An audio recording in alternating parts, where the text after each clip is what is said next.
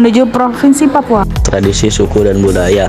Setiap suku memiliki ritual masing-masing, terutama dalam beberapa acara adat termasuk acara kematian. Setiap suku memiliki ritual tersendiri untuk menunjukkan rasa duka akibat kehilangan anggota keluarganya.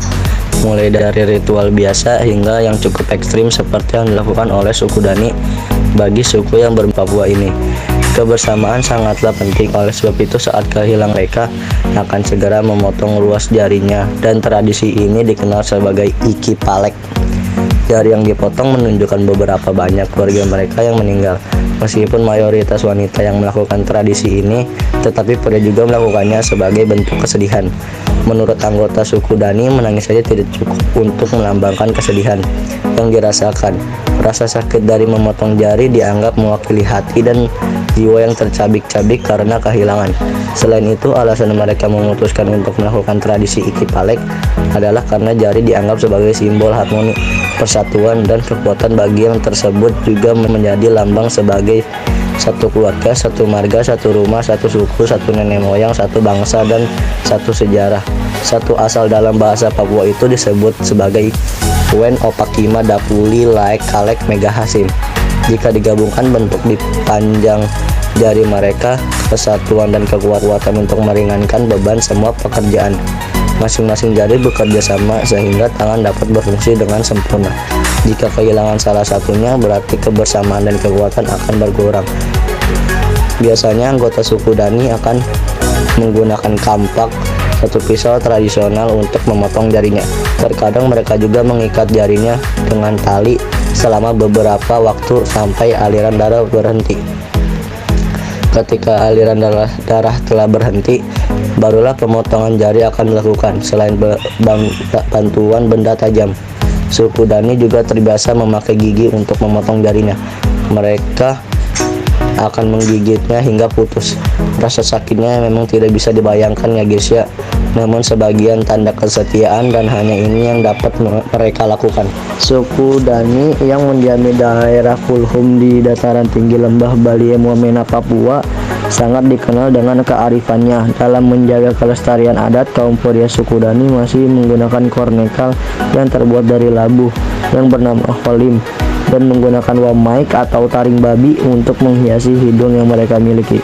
Sedangkan kaum wanitanya yang belum menikah lazim menggunakan sali yang terbuat dari jerami, dan para wanita yang sudah menikah menggunakan yalok dari kulit anggrek liar yang mereka dapatkan dari daerah pegunungan. Perang antara suku yang kami lakukan ini dikenal sebagai Wim.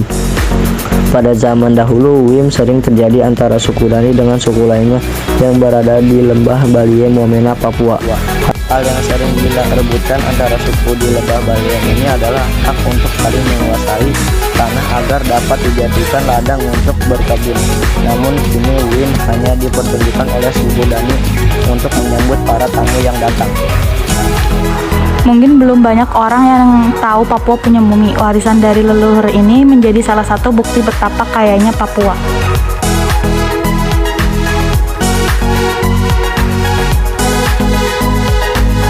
Ada 5 suku di Papua yang punya tradisi kematian berupa jenazah dijadikan mumi, yaitu suku Mek di Pegunungan Bintang, suku Dani di Lembah Baliem, suku Moni di Intan Jaya, suku Yali di Kurima, dan suku Mi di Dogiai. Dan jenazah yang dijadikan mumi bukanlah jenazah orang sembarangan. Biasanya merupakan jenazah seseorang yang dinilai berjasa bagi sukunya, baik itu merupakan kepala suku, panglima perang, atau orang yang sangat dihormati.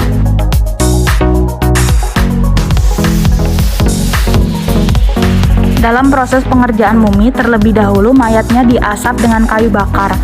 Sebelum pengasapan dilakukan, dipersiapkan babi yang baru lahir sebagai tanda waktu. Setelah semua proses pengerjaan mumi selesai, maka diakhiri dengan pesta bakar batu. Papua adalah provinsi yang berada di timur Indonesia. Rumah adat Provinsi Papua yaitu Rumah Honai hanya dapat ditemui di lembah atau pergunungan di bagian tengah Papua yang dihuni oleh suku Dani. Rumah ini tidak memiliki jendela dan terlihat tertutup yang berfungsi untuk melindungi suku Dani dari suhu dingin dan tiup angin. Rumah ini memiliki makna yang terkandung pada bangunan digunakan. Contohnya, dinding yang terbuat dari bahan alami seperti papan kasar yang disusun melingkar memiliki makna seperti simbol persatuan dan kesatuan. Rumput dan jerami sebagai bahan rantai bermakna mendukung kesederhanaan dan kebersamaan antar sesama masyarakat Dani. Tiang rumah Honai terbuat dari kayu besi yang sangat kuat. Melambangkan kaki pada manusia, rumah Honai adalah salah satu budaya yang harus kita jaga kelestariannya. Di balik bentuk kesederhanaan rumah Honai ternyata memiliki makna penting yang berhubungan dengan kehidupan sehari-hari dan banyak pula manfaat yang dimiliki dari rumah adat tersebut.